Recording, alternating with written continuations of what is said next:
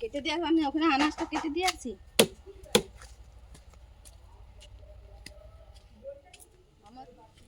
আমার তুই কাটবো। এই যে কত সুন্দর হয়েছে। ওই একটা ডালা কেটে দিলে মানে চতুর্দিকে হয়ে যাবে। এর ডালা নষ্ট হয় না, এতটুকু লাগালে পুরা চারধার ভর্তি হয়ে যায় আমার পুঁই। আজকে চিংড়ি মাছ দিয়ে আমার পুঁয়ে ঘন্ট করব, বেগুন আলু দিয়ে। এই আমার পুঁই আপনারা খেয়েছেন কিনা জানি না। আপনারা যদি খেয়ে থাকেন কমেন্ট করবেন। আমার পুঁই চোখের জন্য খুবই ভালো। আর ফুল এসে গেছে, এর বীজ পড়ে চতুর্দিকে গাছ হয়ে যায়। মরে না বলেই তার নাম হয়েছে অমর পুঁই।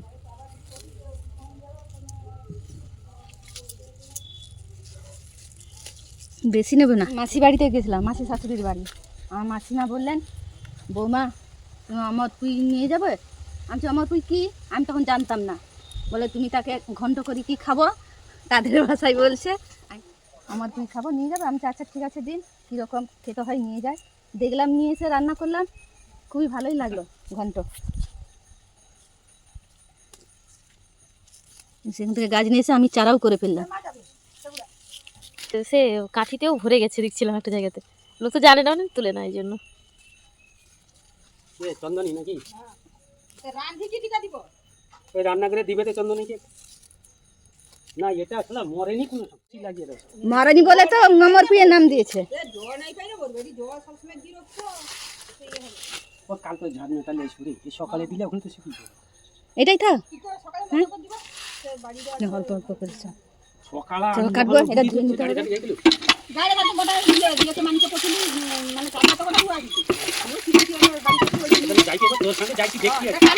আমি একলা একলা আমার ভালো লাগে।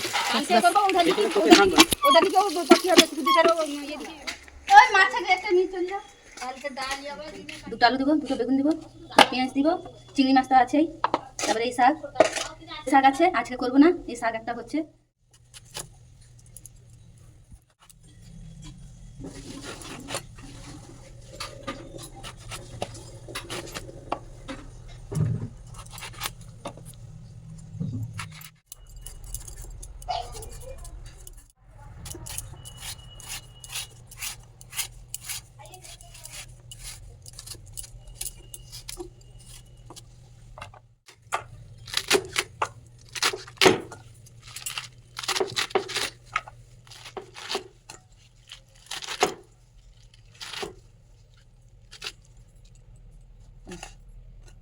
শাক কাটা হয়ে গেছে, শাক কাটা হয়ে গেছে, রান্না করবো।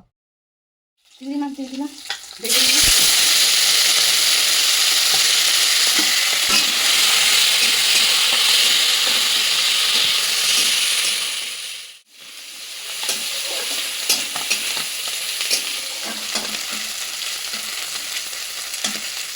চিংড়ি মাছগুলো ভাজা হয়ে গেছে, এবার তুলে নেবো।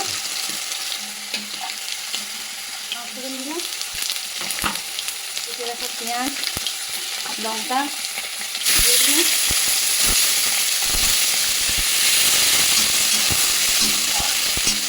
এই আলু বেগুন একসাথে দিয়ে দিলাম।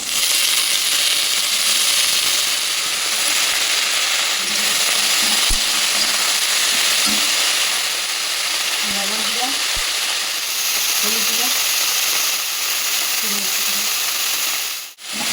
এরপর মেরে একটু ঢাকা দিয়ে দিলাম।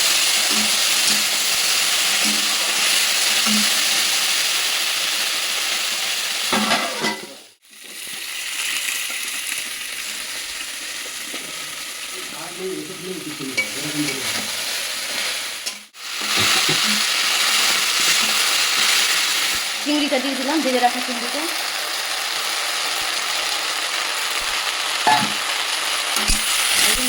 আমার পুঁইয়ের ঘন্ট হয়ে গেছে, এবারে উঠিয়ে নেব।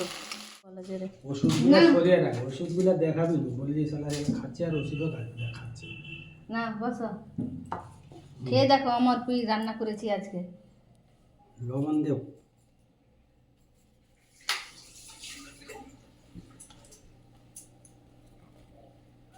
বলবে তারপরে বেগুন ভাজা খাবে, মাছ ভাজা খাবে, আগে আমার পুই খাও। হুম, ভালো টেস্ট। আমাদের পুঁই শাকের থেকে বেশ ভালো টেস্ট। খুব ভালো হয়েছে।